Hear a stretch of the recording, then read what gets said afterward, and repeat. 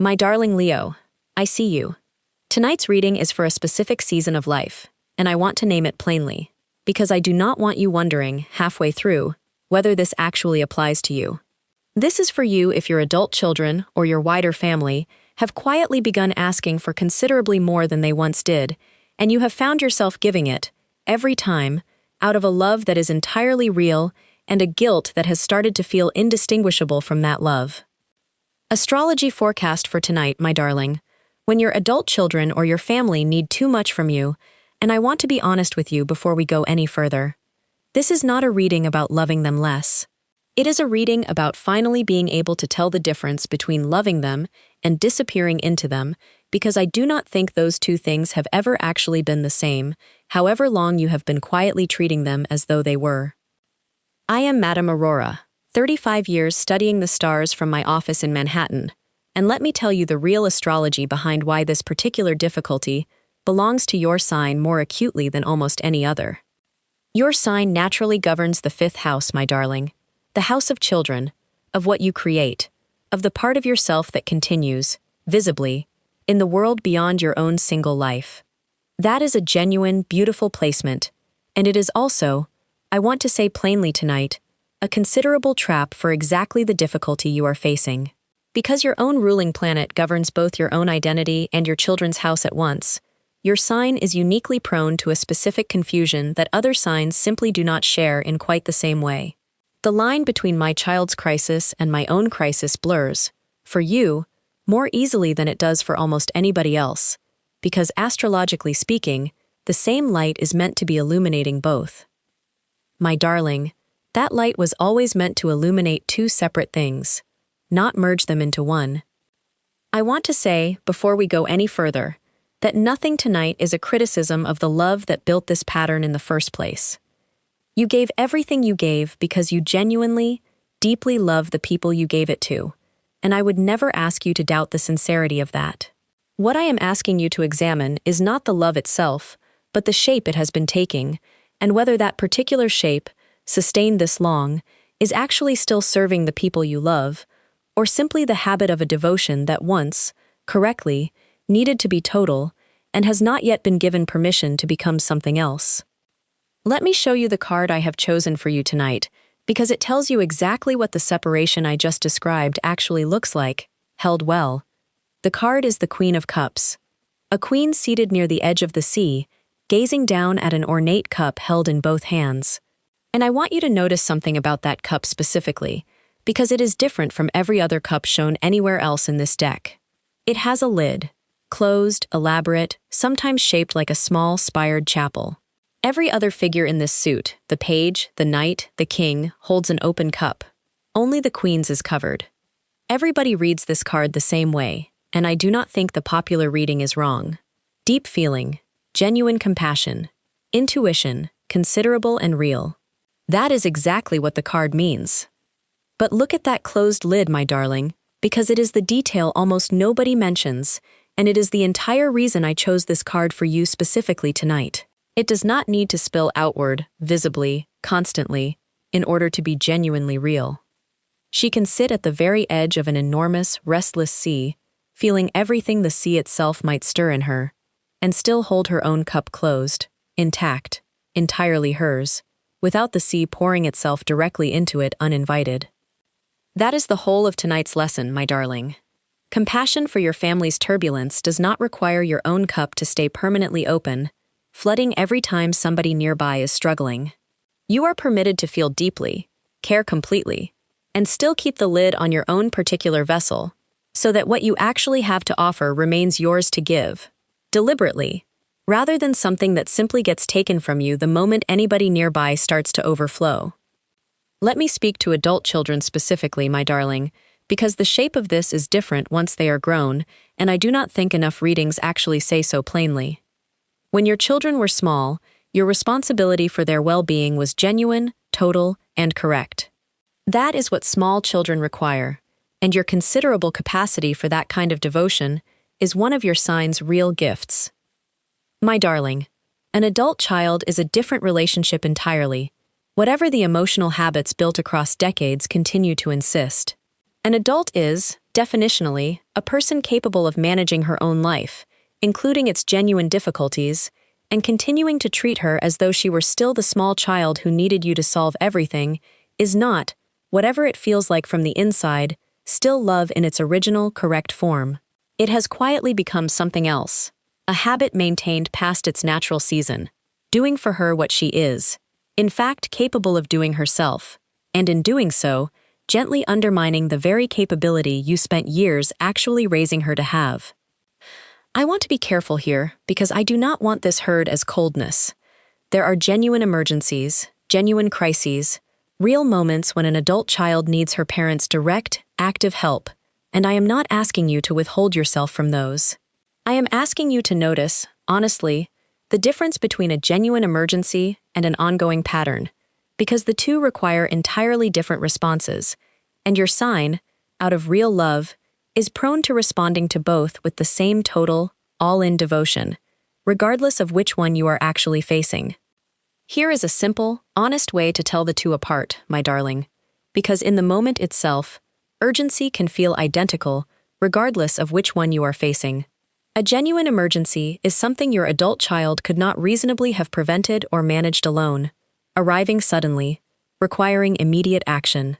A pattern is something that recurs, in some recognizable form, again and again, each time framed with the same urgency as the last, and each time, if you are honest, resolvable by the person actually experiencing it, given a little time, a little discomfort, and the genuine trust that she is capable of it.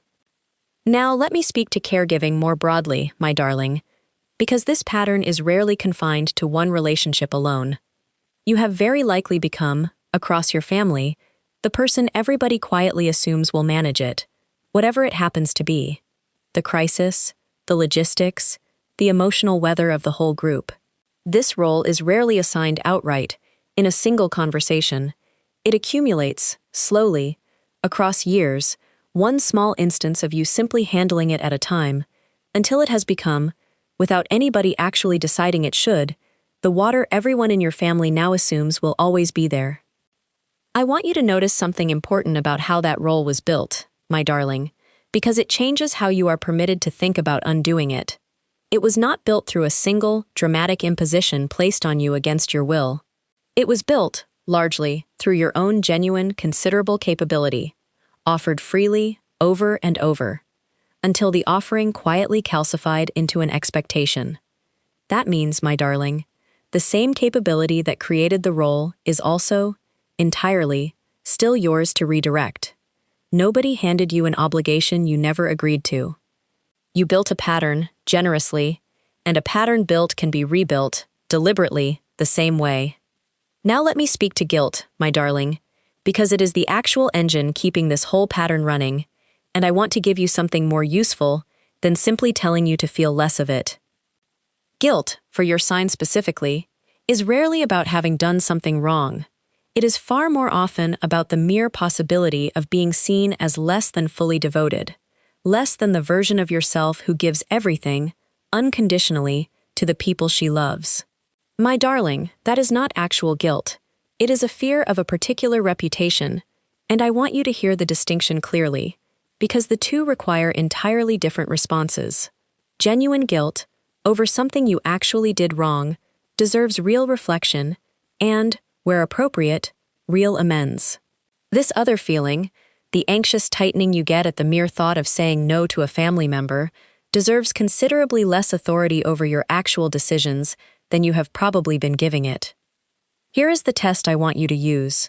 Before you say yes to a request from an adult child or a family member, ask yourself, honestly, whether you are saying yes because you genuinely want to, or because saying no would produce a discomfort in you that has nothing to do with whether saying no is actually the right decision.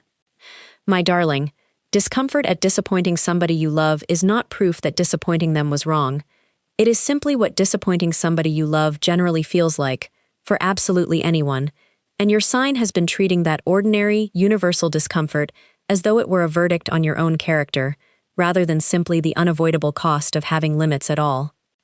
Let me tell you about Adeline, because I think her story shows exactly how this pattern actually shifts, once somebody finally names it plainly. Adeline was a Leo client of mine in her early 60s with 2 adult children, both in their 30s, both, by any reasonable outside measure, capable, established adults. She came to me exhausted, in a way she found genuinely difficult to explain, because nothing dramatic had actually happened. She simply could not remember the last time a week had passed without one of her children calling her, in some form of distress, expecting and receiving her full, immediate, practical intervention, whether the actual matter was a genuine crisis or, considerably more often, an inconvenience they were entirely capable of managing themselves. She told me she had never once, in her own memory, said no to either of them about anything, and had never really considered that a problem until the exhaustion itself became impossible to keep ignoring. I asked her to try something for 1 month, not to withdraw entirely, and not to announce a dramatic new policy to her children. Simply, the next time either of them called with something that was an inconvenience rather than a genuine emergency, to pause, honestly, and ask herself the guilt test I have just given you, before automatically saying yes. She told me the first call had been genuinely difficult. Her daughter had called about a scheduling conflict that was, by any honest measure, entirely her own to solve. And Adeline had felt the familiar anxious tightening, the old instinct to simply handle it the way she always had. She paused, as we had discussed, and said, gently, that she trusted her daughter to sort it out herself. Her daughter, Adeline told me, sounded briefly surprised, and then, within the same conversation, actually did sort it out herself, considerably more easily than either of them had expected. Over the following month, Adeline told me, nothing catastrophic happened, no relationship fractured. Her children did not stop calling her, and both of them, she noticed, gradually began calling with considerably fewer requests for her to simply handle things, and considerably more actual conversation, the kind she realized, with some sadness, they had not really had room for in years, underneath the constant, practical managing. She said, I thought I was going to lose closeness with them. I think what I actually lost was the version of closeness that only existed because I was solving their problems. What is left feels smaller in one sense, and it is also, genuinely, the first real conversation I have had with either of them in longer than I want to admit. I asked her, near the end of our work together, whether she had any guilt left about the years of automatic solving that came before. She said a little, but considerably less than she expected. She said, I think I was not actually wrong to help them so much when they were younger, and genuinely needed it. I was simply wrong about when that season ended. I kept giving the same help long after they had grown into people who did not need it anymore, mostly because stopping never occurred to me as something I was actually allowed to choose. Now, before I give you the last part, if any of this has landed, tap that little like button below this video. It helps this reading find somebody else who has been mistaking constant solving for genuine closeness. And if you are not yet subscribed, this is the moment, because I make readings like this one for every sign, and I would love for you to be here when the next one arrives. The last part I want to give you is preserving your personal energy, my darling, because everything I have said tonight is, in the end, in service of this one thing. Your energy, considerable as it is not infinite, whatever your sign's natural radiance sometimes suggests to you and to everybody watching it. The sun itself, for all its magnificence, has a finite amount of fuel, and while that particular limit will not concern any of us for a very long time yet, your own daily capacity is a considerably closer, more immediate version of the same principle. Every hour, every ounce of worry, every piece of practical solving you give to a situation that was never actually yours to solve is an hour, an ounce, a piece of solving that is no longer available for your own life, your own health, your own remaining years, which deserve, my darling, at least as much of your considerable devotion as you have been offering everyone else. I want you to think of your own energy the way the Queen in tonight's card thinks of her closed cup.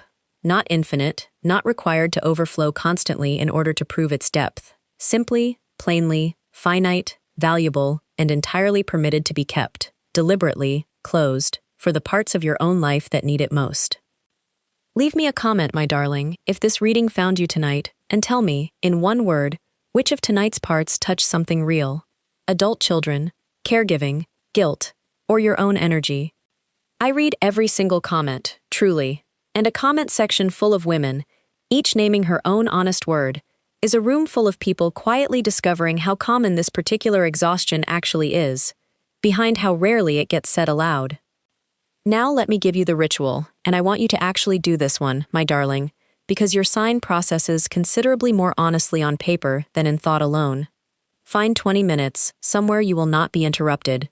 A blue candle if you like one, for the C in tonight's card, and if you have none, it changes nothing, because the object was never the mechanism. Take a piece of paper and write, at the top, one heading: what is genuinely an emergency, and what is a pattern? List, honestly, the requests you have responded to across the last several months, from your children or your wider family, and sort each one into the two categories. Be strict with yourself here, my darling. Genuine emergencies are rarer than the pattern will have led you to believe. Beneath the list, write a second heading: what I am actually capable of giving, sustainably, without depleting myself. Write it honestly, in real terms, hours, energy, attention, rather than the unlimited version your sign has been quietly promising everyone, including yourself, for years. And beneath that, write one final line, in your own hand. My cup is allowed to have a lid. What I give on purpose, not because saying no once frightened me. Keep the page, my darling, and return to it the next time the old, automatic instinct to simply solve everything reasserts itself, the way it very likely still will. Let the page remind you of the distinction you made honestly, once, in writing, rather than letting the anxious instinct alone decide again. Now, my darling, let me give you the thing I have been building toward the whole of this hour. I want to be honest with you before I close, because I do not want you to leave tonight's reading believing this will feel simple once you actually do it. It will not. At least not immediately. Adeline's first pause, before that single phone call, was genuinely difficult, and I suspect your own first attempts will be too, because you are working against decades of a pattern that has, until now, been rewarded, every single time, with relief, gratitude, and the particular, familiar comfort of being needed. Setting the lid on your own cup is going to feel, at first, like withholding something, even though it is not. I want to correct that feeling directly, because I think it is the actual obstacle standing between you and everything else tonight's reading has offered you. You are not withholding love by finally distinguishing it from constant solving. My darling, you are actually offering your family something they have very likely been quietly missing for years, underneath all your considerable help, which is the experience of being trusted, genuinely, to handle their own lives. Adeline's children did not lose their mother when she began, gently, pausing before automatically solving everything.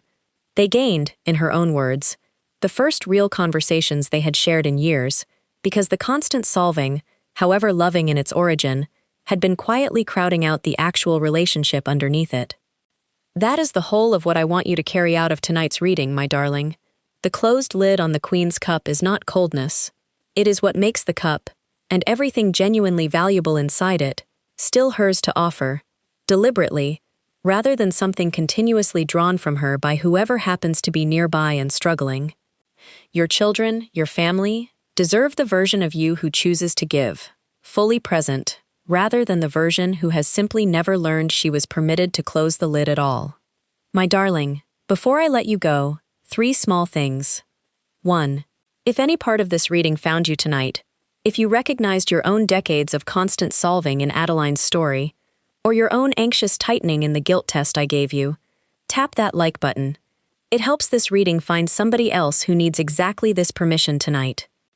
2. Subscribe and turn on the bell, because I make readings like this one for every sign, and I would love for you to be here when the next one arrives. 3. And this is the one I care about most. One word. Which part touched something real? And if this reading gave you something and you ever want to say thank you more directly, a super thanks is never expected and always felt, and it is a genuine part of how I keep making these readings as carefully as I make them. If you know another Leo who has been quietly exhausted, mistaking constant solving for love, send this to her tonight. You may not realize how much a single share matters. It is how this work finds the person who needs it. Thank you, my darling. This community has become something I genuinely did not expect when I began. When your adult children or family need too much from you. That is the title, and I want to close by telling you exactly what I mean by it, because it is not entirely what you thought when this hour began. It does not mean loving them less, or withdrawing the considerable warmth that has always been genuinely yours to give. It means finally separating your own identity, your own remaining years, your own finite and genuinely valuable energy, from theirs, so that what you continue to offer them comes from a cup you have chosen to open, deliberately, rather than one that has simply never been permitted a lid at all. Adult children, trusted, finally, to manage their own lives. Caregiving, redirected toward what genuinely requires you, rather than what has simply always received you. Guilt, examined honestly, and given considerably less authority than it has been claiming. And your own energy, finite, valuable, and entirely permitted to be kept, on purpose, for the parts of your own remaining life that deserve it most.